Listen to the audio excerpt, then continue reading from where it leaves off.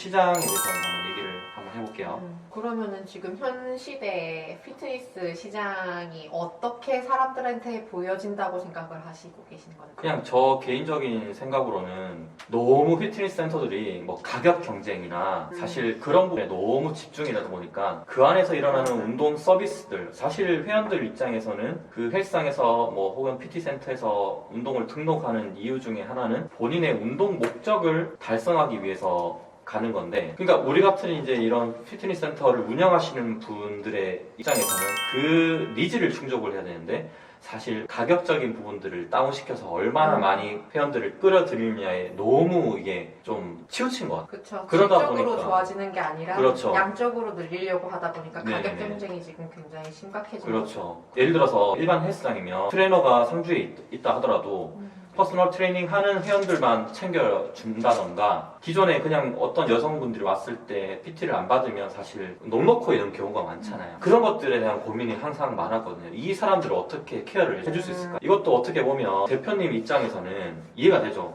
가격이 너무 싸니까 그쵸. 서비스를 줄 수가 없는 거야. 맞아. 다른 센터에서는 가격을 자꾸 낮추니까 그쵸. 이게 안 되는 거예요. 서비스의 질을 네. 낮추게 돼버리는 거죠. 네. 가격을 맞추다 보니까. 그러니까 그런 문제들이 항상 있는 것 같아요. 네, 그래서 이제 운동이라든지 뭐 사람들이 뭔가 하고자 하는 거는 이제 운동이라는 그 단어뿐만 아니라 건강에 대한 습관을 관리하고 건강에 대한 어떤 행위들을 내가 이어나가는 그런 습관 형성하는 건데, 그 부분을 하기 위해서 헬스장을 등록을 하고, 또는 저희 같은 그 운영자들도 마찬가지로 많은 사람들이 좀 건강한 삶을 살고 어떤 습관을 형성했으면 좋겠다 하는 마음에서 이렇게 피트니스를 오픈을 했는데, 저도 마찬가지로 이렇게 그냥 헬스장 이렇게 오픈을 해놓으면 다 건강해지고 이렇게 하는 줄 알았더니 그렇죠. 아까 말씀하신 것처럼 버림받는 것처럼 그런 부분을 보고 있으니까 아쉬움이 많더라고요. 네. 그렇죠. 그거를 어떻게 우리가 진짜 미약한 힘으로라도 바꿀 수 있을지. 근데 이거는 사실 회원의 입장에서도 우리가 생각을 해야 되고 대표 입장에서도 생각을 해야 돼요. 네. 왜냐하면 대표 입장에서는 생업이기 때문에 돈을 벌 수 있는 구조가 되어야 되고, 회원 입장에서는 합리적인 가격으로 이런 서비스를 누려야 되고, 요 절충안에서 뭔가 우리가 어떤 뭘 만들어야 되거든요. 맞죠? 우리도 운영하는 입장이잖아요. 그런 부분들이 좀 어려운 것 같긴 해요. 이 나라에 얼마나 그런 유능한 쌤들이 많겠어요. 그래서 이제 자꾸 그런 게 만들어지는 게 어느 김밥집에서 사람을 써서 김밥을 말게 하니까 너무 인건비가 많이 나가는 거예요. 그래서 만들어냈어요. 김밥을 마는 기계를.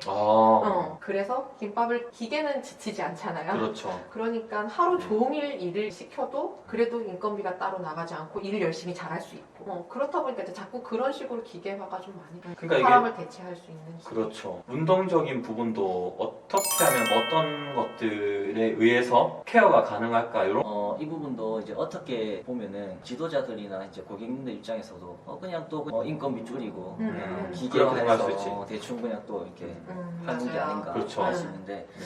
결국에는 이 부분도 마찬가지로 끊임없이 또 이렇게 많이 연구를 해서 시스템화하고, 결국 아까 제일 처음에 제일 중요한 부분이 회원님들이 그냥 운동이라는 단어가 아니라 어떤 습관을 형성하고 내 스스로 관리하기 어려운 다른 부분들을 케어를 하길 바라는 거거든요. 그게 어떻게 보면은 굉장히 이제 단순한 건데, 회원님들 입장에서는 내가 지금 너무 내 마인드가 너무 많이 떨어져 있다거나 아니면은 내 의지가 박약해서 내가 이렇게 다이어트를 못하고 계속 건강관리 활동을 못하는 건가, 내가 문제인가 이렇게 생각하는데, 그 부분이 쉬운 거지만 가장 어려운 거고, 그 부분을 우리는 이제 케어를 해줘야 되는 거거든요. 그냥 센터만 시설만 오픈해 놓고 기계만 갖다 놓다거나 이렇게 하는 게 아니라. 오늘은 어디 쪽에 힘이 많이 들어갔죠? 힙하고 등하고 또 어디 들어갔습니까? 맞추면 맞추면 무슨 더 많아? 등, 또 무한절 들어갔어요. 엉덩이 또 없어요?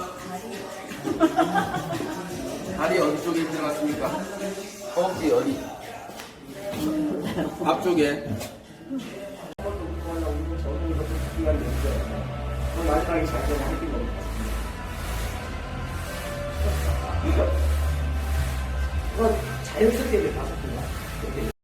그런 부분 부분은 확실히 기계가 어떻게 해줄 수 있는 부분은 아니죠. 그렇죠. 그래서 이제 기계가 대체를 해줄 수 있는 부분도 당연히 있지만 사람밖에 할 수 없는 부분들도 분명히 있거든요. 그런 부분은 사람이 케어를 해주고 사람이 감성적인 부분 같은 경우에는 밖에 할 수가 없죠.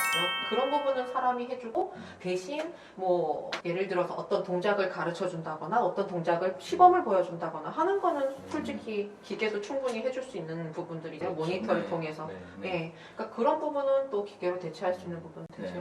맞아요. 네, 선생님들이 이렇게 이제 조금 더 회원님들께 또 관심을 가지고 관리를 해드리고 싶은데 내가 못하는 부분들이라든지 내가 시간이 없어서 못할 수도 있고 네, 이런 부분을 조금 더 기계가 조금 도와준다거나 그렇죠. 네, 조금 더 추가될 수 있도록 내가 전달하고 싶은 거를 좀 더 추가할 수 있도록 그 부분에 맞춰가지고 그러면은 이제 사람도 내가 해야 하는 그러니까 이모션적인 부분에 조금 더 집중을 해가지고 더 케어를 해줄 수가 있겠죠. 네, 내가 말 그대로 1에서부터 10까지 다 내가 일일이 하나하나 다 하다 보니까 지쳐가지고는 다른 사람 케어 못 네, 케어를 못 해줘서 그렇죠. 이제 그런 부분에서 기계가 해줄 수 있는 부분들은 더 좋아질 수도 있을 것 그렇죠. 같아요. 에너지 네. 부분에서 조금 더 여유가 있어지니까. 왜냐면 저도 최근에 봤던 책 중에 그 사업이란 무엇인가라는 책이 있었는데 그 내용에 손정희 회장이라고 소프트뱅크 회장님이 극찬을 한 책이었어요.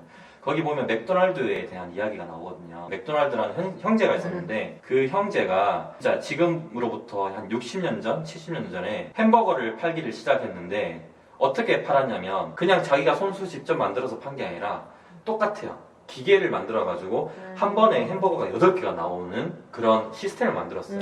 예. 그러니까 그런 것들도 기계가 햄버거를 만든다고 해서 맛이 떨어지는 건 아니잖아요.